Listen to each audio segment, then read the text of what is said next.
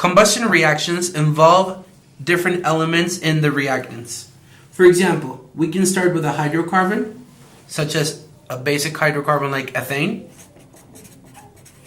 and we're going to add oxygen to it to burn it. What is this going to produce? If it's a complete combustion, we're always going to produce carbon dioxide, water, and heat. So it doesn't really matter what you're looking at. We look at the formula and we have to convert it into molecular formula. So if we look at this really quickly, let's try to do it this way. We're going to draw little circles to represent hydrogen in the molecule. And I'm going to draw 1, 2, 3 because this carbon is only bonding once. 1, 2, 3. So this is the same as CH3, CH3, but we want it in molecular form. So we're going to have C2H6, which is a molecular formula for ethane. Once we transformed our hydrocarbon or our derivative of hydrocarbon into a molecular formula, we're going to have to balance. Now, let's look at this molecule. What I recommend is that you always balance carbon or hydrogen first. So in this case, remember, carbon, there's only one carbon here and carbon here. And there's hydrogen here and there's hydrogen here. But oxygen there's only one place to modify it here and two places to modify it here. So let's try to balance hydrogen first. If we try to balance hydrogen first, what we're going to do is we have 6 on this side and we have 2 on this side. So I'm going to add a 3. Once I add the 3, then the hydrogen is balanced. Now let's try to balance our carbon. Carbon is 2 here and 1 here. So if I added 2, this should work. Now let's see, oxygen. We have 2 oxygen atoms here and we have 2 times 2, 4 plus 3, 7. We ran into a problem right here because here we're going to have 7 oxygen atoms and here we have 2. 2 is even. So we want whole numbers for our coefficients. So immediately what I'm going to do now is I'm going to double everything just to ensure that we don't get odd numbers on this side. So this 3 is going to become a 6. And this 2 is going to become a 4.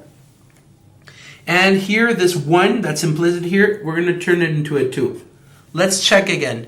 2 times 2 is 4. 4 times 1 is 4. Carbon is balanced. So, carbon is balanced. 4 and 4. Hydrogen. 2 times 6 is 12 on this side. 6 times 2 is 12 on this side, so we're good. Now, oxygen. Let's count oxygen on this side. 2. Let's count oxygen on this side. 4 times 2 is 8.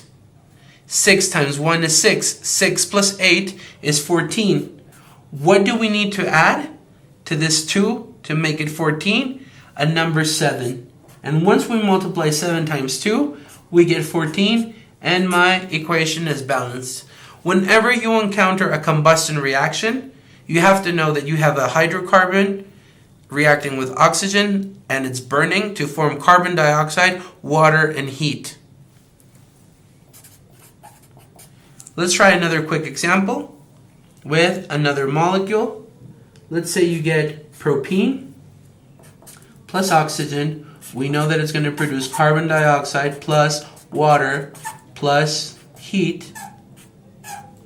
And we convert this to molecular form. So we have 1, 2, 1, 1, 2, 3. So this molecule has 3 carbons and it has 6 hydrogen atoms. Let's try this again. Balance hydrogen first. I add a 3, but since I already did this one, I know that if I add a 3 here, I might get a problem with the odd number. So I'm going to go ahead and double everything. So I add a 2 right here. I'm going to have 12 hydrogen atoms. So I add a 6 right here. And I have 12 hydrogen, 12 hydrogen. Carbon, 2 times 3 is 6. Here I have 1, so I add a 6. My carbon is balanced. And now finally for the oxygen count. We have 2 oxygen atoms here. And here we have 6 times 2 is 12. 6 times 1 is 6. 6 plus 12 is 18. So we have 18 oxygen on this side. We're going to add a 9. And our reaction is balanced. And that's it. Again, I'm going to repeat.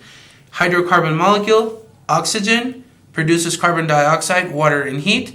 We balance, starting with hydrogen, continuing with carbon, and then finally oxygen. Remember, only whole numbers as coefficients, and make sure to count everything.